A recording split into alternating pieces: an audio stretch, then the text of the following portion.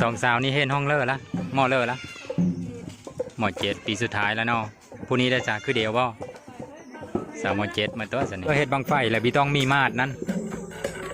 ตัวนั้นเสิร์ฟพอดีบังไฟแตะนั่นเนาะต้องต่ำแบบนี้ก่อนเพิ่มมันเละสำนึงสำเลอยังเอาท่านเสิร์ฟบอกสองทางติดต่อผู้ไทยฟังลาว Facebook ภาษาไทยภาษาอังกฤษโทรตอนนี้พาทุกคนมาบ้านนาปอดเมืองอัศพรแขวงสวรรณเขตหมู่บ้านนี้ก็นับตั้งแต่สะพานมิตรภาพไทยลาวแห่งที่2มุกดาหารสวรรณเขตจนมาฮอดนี้ก็109 กิโลกันถ้านับตั้งแต่กตัวเมืองอัศพรจนมาฮอดมานี่ก็14 กิโลเองเด้อพ่อแม่พี่น้องเด้อตอนนี้พาพ่อแม่พี่น้องมาเบิ่งเขาเต็มบุญ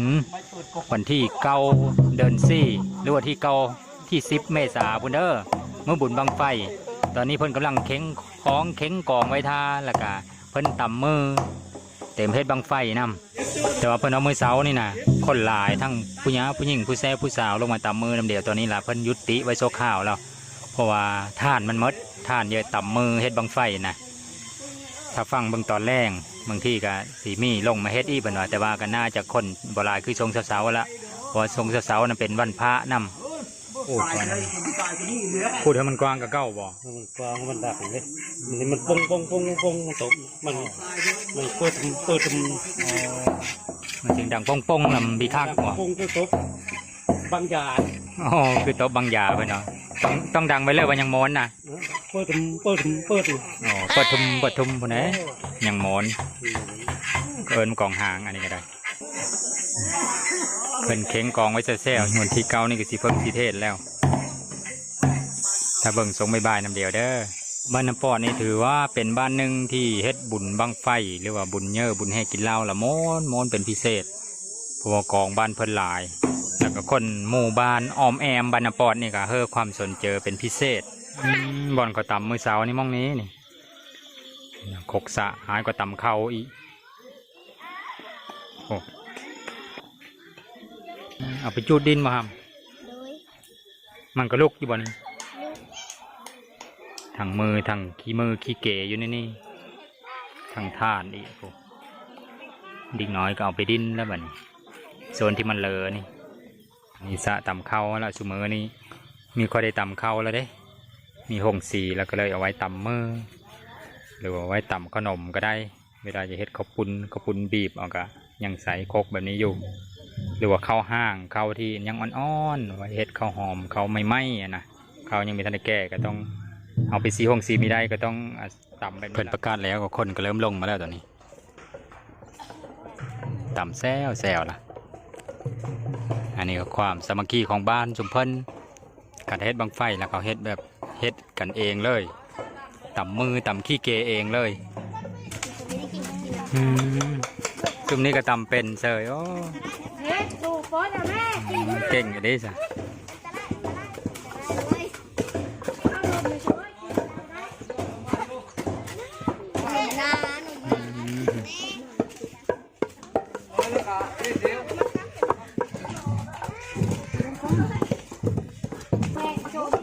นี่ผู้สาวมาแล้ว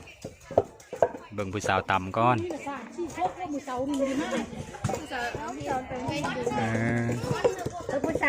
สาวนังเฮนอันนี้เฮ้ยไล่ผู้เท่านี้แล้วผู้สาวมา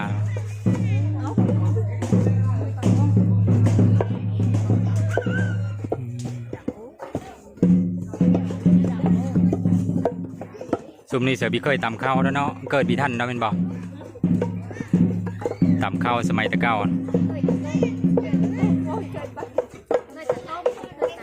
ตอนค่อยยังน้อยท่านจะได้พ่อแม่ต่ำ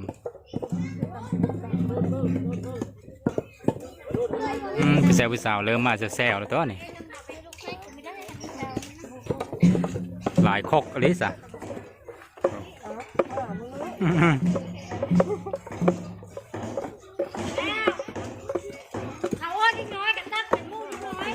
เอาแร่ซัมเลอร์นี่นะเอาแร่คักใช่บ่เดี๋ยวเคยสร้างเพิ่นมาทดสอบเบิ่งก่อนบ่พานหรือวิพานบ่เขาจูดเบิ่งก่อนขกดิกน้อยอ๋อดิกน้อยก็มีธรรมดาตัวซะเขาก็เก่ง นานผู้แบะซะมาตะเฮินก็มีนะมาซอยเดียวหมู่บ้านเป็นสามัคคีเดียวเลยอันนี้เจ้าพ่อยังโมนนั่นแหละเพิ่นเต็มตั้งแต่พีเลยเนี่ยบุญละวันที่10ผู้มือบุญโอ้ต่ำ3 ซะก็มีส่วนหลายเคยเห็นแต่2 ซะเนาะวันนี้ละ3 คนรถต่ำโอ้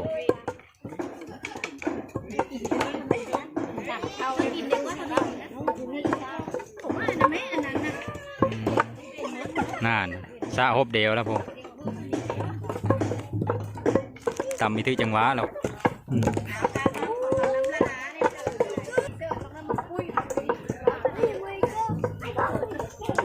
อันนี้ล่ะบ้านเล่าเขาเอิญบ้านเล่าบ้านโพนบอก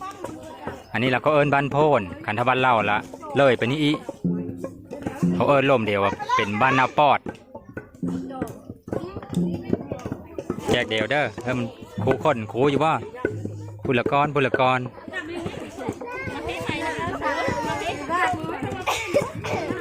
ห้องเลิกแล้วนะตัวพัดป.5อายุ10 ปีแล้วจะนอน11แล้วบออายุนะอายุ11 ปีแล้วโอ้มีใครได้ตำน้องอื่นสาวคันแหนนะมื่นสาวรถจับโทรศัพท์มีได้เสียโย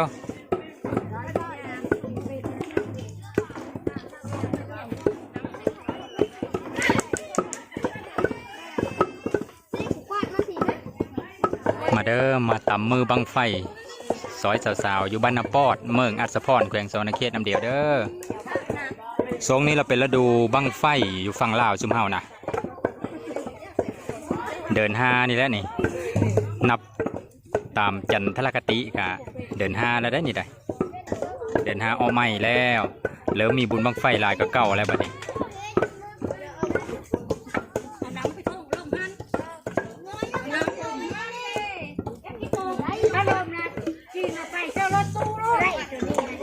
ผู้ใหญ่มีย่านเด้อบ่แห้งจะได้โพจีนอยู่มีย่านเด้อจีนเนาะดิกน้อยเลยยานข้าแต่ไม่มีรถเยอะมาแล้วนี่กำลังสาเดียวคนจีนลักเอาดิกน้อยอยู่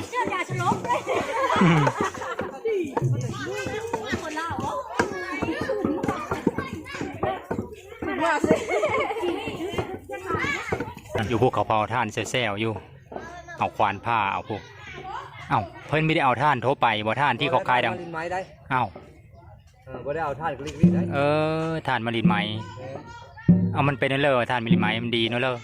คือต้องเอามะลินไม้มันเคยแบบนั้นนะบ่ได้แม่นเอาท่านกลิ้งบ่ได้กันเลยเห็นบังไฟแล้วต้องระดับท่านมาลินไม้ท่านไม้แดงท่านอื่นก็ไม่ได้อีบ่เคยเฮ็ดบ่ได้จังพ่อแล้วเพิ่นในเผาเองท่านก็ได้ยังรอดท่านอีกเป็นมีแม่นมาลินไม้เลยไม่ได้คือถ้าเขาตำมือเจอเอาไม้อื่นก็ได้ตำมือที่ถูกที่ขายอันนี้นะบ่มาลินไม้ตามเห็นพันมาแต่เก้าต้องท่านมาลินไม้ผ้าเฮ็ดผ้าไหวเพิ่นเอาพ่อแม่เพิ่นพาเฮ็ดสมัยแต่เก้าก็มีแต่เอาท่านมาลินไม้มีแม้นคอยยังสงสัยอยู่ว่าเพิ่นคือท่านว่าเพิ่นว่าท่านบ่พ่อยังเผาท่านอีกก่อนน้อยนึง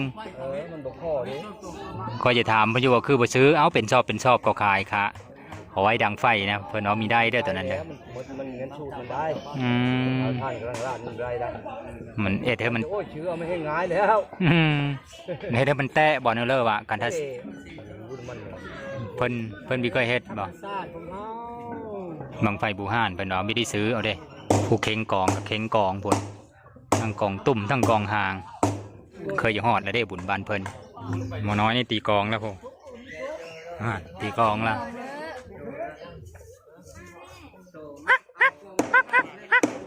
นี่เพิ่นกำลังเผาแบบนี้เลยทานก็ได้ไม้มาลินไม้ที่กินคมๆมันนะพี่น้องภาษาไทยจะเอิญอะไรบุลืมล่ะลิ้นไปเลยจักอย่างนี่ละฝักเงาๆล่ะเพิ่นเอามาแล้วเผากินกับแจ่วนะมาลินไม้คมๆนะกองอยู่กูหมอนอิลีบานนี่คันทำมือเสานี่แห้งลายกว่านี้เพิ่นเอา อันนี้ล่ะเขาจะไปให้ไปหน้าเขาแน่สงสายๆสงบ่ายๆอันนี้อยู่ในวัดเด้อพ่อพี่น้องเด้อวัดบรรณปอดหรือว่าวัดบันโพนมีแต่ผู้หญิงทั้งหมดต่ำผู้ชายนี่เกี่ยวกับกองผู้หญิงละทัดเรื่องต่ำเข้าสมัยแต่เก่าก็มีแต่ผู้หญิงได้ต่ำเข้านะตอนค่อยยังน้อยกะมีแต่แม่เห็นย่างไปเสียเลยก็เห็นแต่ผู้หญิงนะเป็นผู้ต่ำเข้ามันเหมือนท่านมีห้องสีได้ทรงนั้นทรงค่อยยังน้อยๆนะสองสาวนี่เห็นห้องเลอละหม้อเลอละหม้อ7ปีสุดท้ายแล้วเนาะผู้นี้ได้จากคือเดียวบ่สาวหม้อ7มาตัวสินี่สาวพี่เราว่าผู้นี้นะสบุตรผู้นั้นได้สาวเขาสอนนี่กับสบุตรบรรณปอดสาวนาปอดลายแห้งพี่น้องโค้งเค้งจุ่มเฮานี่ขันทวารเรื่องสาวนาปอดนี่ถือว่าเป็นสาวสาวลือของโค้งเค้งนี่ได้สาวงามลายอันนี้ละเขายังเฮาโฮงเฮนแล้วก็เขายังมีท่านมาแต่ทำงานสงเคอผู้และเคอบุญบังไฟเคยจะฮอดมือมันผู้และเขาก็กลับมาบ้านไปทำงานไก่สำเริกก็ย่าเขากลับมาบุญมาแต่ไทยพวกก็มีมาแต่ลาวนี่ก็มีเขาก็เริ่มมาดิ้นบุญเลยนี่ผูกเควเขาก็มีอันนี้เฮ็ดเพื่อนี่ผัดก็เฮ็ดเพื่อนี่เอาน้ำซื้อนี่แหละบีเฮอมันแห้งเกินไปบ่มันผงมันเอาเด้อมันเดี๋ยวมันแล่ผมเอาน้ำเซอร์เนี่ยละมันมันซุ้มมันยังมีควันเป็นเราแล้วก็มันแรงงายอีอันนั้นแกสำหรับกวาดเอามือกวาดมันจะดำเลยเนาะยังติดมือเนาะ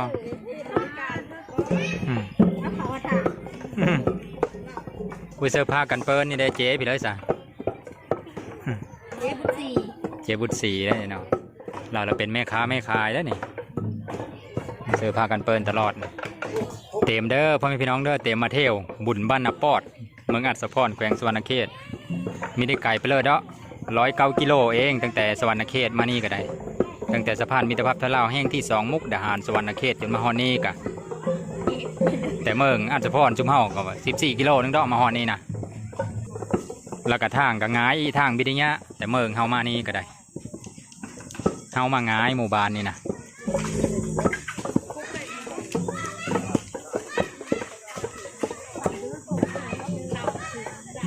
เดี๋ยวถ้าลองเมืองยังเรามีคนมาอีบอกเลยว่ามดเท่านี้บุนี่พอผู้มาเนี่ยกะเขาวิธีมามื้อเช้านี่แหละเขามาตอนนี้ผู้มามื้อเช้านี่เขาก็ไปหน้าก็มีสลับเดียว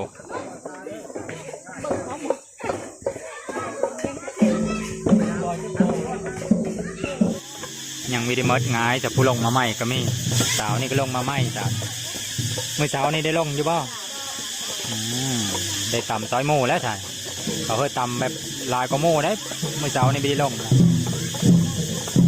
อากมาตรงเห็นบ่หรือว่าอ้อละเฮ็ดไปเฮ็ดงานแล้วเนาะสาวนาปอดอันนี้ก็ได้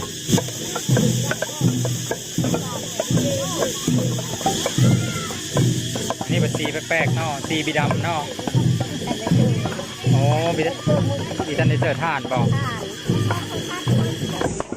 เวลาเพิ่นตำแล้วเพิ่นเอาไปแล้วกันยังเลออยู่ในโคกเนี่ยก็ดิ้งน้อยก็มาตักเอาไปจูดดินคอยก็เคยได้เคยจูดดินมานี้เราก็ตำมือตอนยังน้อยก็ได้แล้วก็มาโลหนตาผู้เจ้ามีระวังเด้จูดแล้วก็บึ๊บเลยเด้บางคนก็ไปเฮ็ดบางไฟน้อยห้ำดินแล้วก็ซัดแก่ๆขึ้นหลังลองมือโอ้อันนี้มันเลยตามโคกนั่นนี่ก็คือความสามัคคีของพี่น้องชาวผู้ไทยบ้านนาปอดเมืองอัศพรแขวงสวรรณเขตสุมเฮาแต่ละปีกันท่าเพิ่นเฮ็ดบุญบังไฟกันอันนี้ล่ะนี่เคยจะฮอดบุญแล้วเพิ่นก็มาตำมาเฮ็ดกันเองหมดชูขั้นตอนเลยเพิ่นเว้ามีต้องจางสางอยู่ในเมืองในหน้ามันสิได้ลุ้นเดี๋ยวว่าบังเลอหึ้นหรือบ่หึ้นกันถ้าอันตัวซื้อเอามาจางสางอยู่ในเมืองอันนั้นมันหึ้นหมดสุบังเด้จับจูดก็ได้ตัวนั้นสางเพิ่นเธอความมั่นใจรถเดี๋ยวว่าจับก็ได้เพิ่นการันตีแนวนั้นสางผู้เฮ็ดบังไฟในเมืองนะ แต่ว่าซุ่มเฮานี่เฮ็ดแบบนี้นี่เฮ็ดตามธรรมชาตินี่จับจูดพี่ได้ต้องลงมาจูดตารางพี่แหละพอบังแตะก็มีได้ตัวนี้กำลังเยอะเอาเซอร์บอกกำลังจะเริ่มต่ำบ่นี่เอาขี้ดินเสื้อน้ำก้อนนึงเอาขี้ดินเสื้อก้อนเอาเสื้อให้มันเป็นเพราะว่าขี้ดินนั่นนะมันบิดแตะหมายถึงว่าบังไฟนะมันบิดแตะบ่กันได้เสื้อขี้ดินนะมือมันอะไรนั่น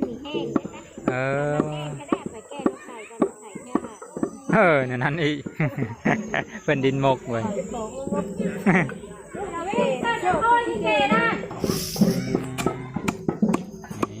เอาขี้เกเสร็จแล้วก็พี่เหลืออีกอันนึงนะมีอีบอกหรือว่าเท่านี้บอกท่านกับอันนี้เท่านะ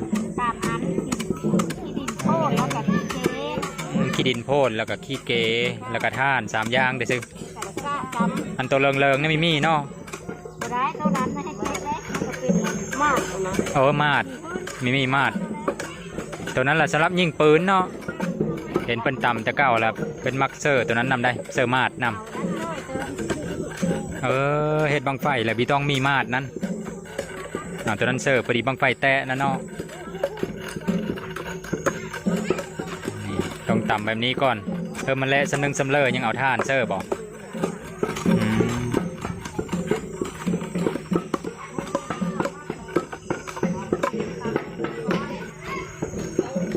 บุญบังไฟบ้านนปอดนี่แหละยังคึกคักอยู่พ่อแม่พี่น้องเอ้ยบุญบ้านอื่นก็เพิ่นเริ่มซื้อเอาบังไฟมาแต่ในเมืองแล้วได้บังไฟสำเร็จรูปเขา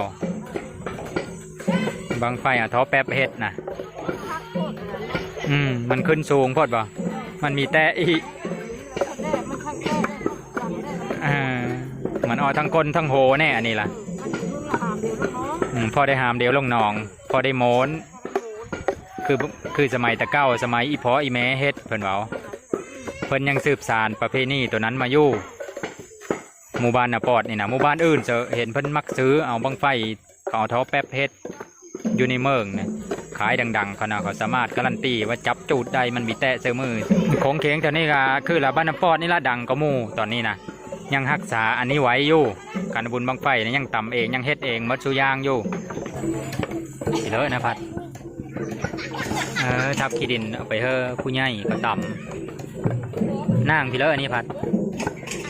นั่งนั่งไอน้ำแข็งนะบ่น้องไอน้ำแข็งนะบ่น้องไอทางพุ่นแล้วโม้นแล้วทางพุ่นกำลังซ้อมกองตีล่องเบิ้งมันดังหรือไม่ดังกับเค้งไหมตอนนี้ยังมีโอกาสได้แก้โตอยู่ได้กันถ้าคือเฮาหลักการก็นี่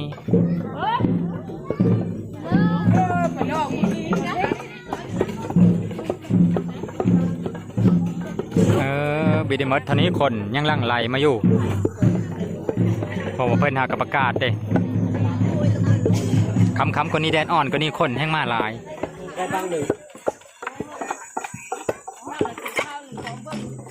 มันเละประมาณนี้แล้วก็เพิ่นกระตัก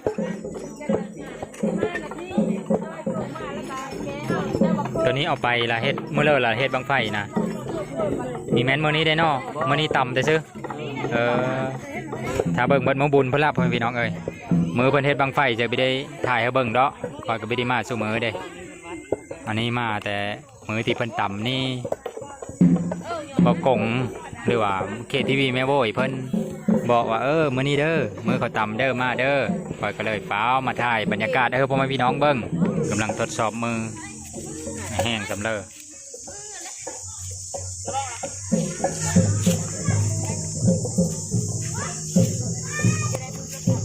เอ็ดเปิดคางให้มันแห้งก่อนบอกยังหูจักว่ามันแห้งหรือไม่แห้งเนาะอ๋อไว้เวลาเขาตำลายมือเด้เขาตำในมือเพื่อเขาจะจูดเป็นซีมือเด้แน่ยังเหิงอยู่เด้เขาตำไปมันก็ฮ้อนไปน้ำมันแน่นไปน้ำยากหัวจักของมือเขาแล้วมันจะแห้งจังไงนะตอนจูดมันจะหูจักเป็นทดสอบเบิ่งว่าขันทามันแห้งๆยังอีหลายมือเพิ่นก็เลยมาจูดลองมาก่อนแต่ว่าคางให้มันแห้งๆก่อนนี่โอเค เคตรงนี้ถือว่าใช้ได้เพิ่นเนาะเพิ่นเอาถ่านที่เพิ่นเผาไว้ตอนก็อย่าเทงนะตอนนี้ใบ2กว่าๆนะ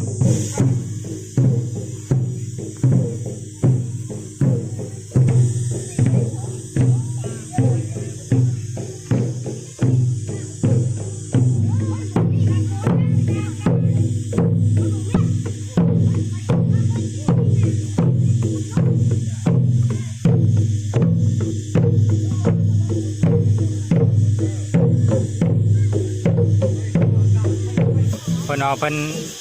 ตำมือเฮอเพลงพ่อสำหรับมื้อนี้แล้วก็แล้วเลยตำหลายๆเลยนะเพราะว่าเพิ่นลงมาหลายได้นี่แต่ละคุ้มแต่ละจุแต่ละโน่ยบ่มันแล้วนี่เฮอมือแห้งตะมือแห้งแล้วก็มือต่อไปก็สิได้ตำได้บัดนี้ตอบังไฟเฮ้ยเพิ่นเอิ้นว่าตอบังไฟตอนี่ก็บ่แห้งบ่ได้ก่อนละใดเป้งปังเป้งปังนี่แหละสมัยใหม่ก็เพิ่นเอิ้นว่าอัดบังไฟว่าอันให้มันแน่นบ่จักจังใดบุจักเพิ่นใช้ภาษาใดบุคอยก็มีได้เพิ่มความสนใจในเรื่องบังไฟปะเลยก็เลยมีหูจักเรื่องซับที่เขาใส่เกี่ยวกับบังไฟปะเลยเซินเดอร์พ่อแม่พี่น้องอยู่ไกลอยู่ไกลอยู่ในเมืองอัศพรเฮาก็ได้วันที่9ล่ะเป็นมื้อสีเพิ่งสีเทนหรือว่ามื้อกะเกมมื้อที่10วันที่10เดินซี่หรือว่าวันที่10เมษาล่ะเป็นมื้อโฮมของบุญมื้อจุดบังไฟตอนกลางคืนของวันที่9ล่ะมีแห่กินเหล้าได้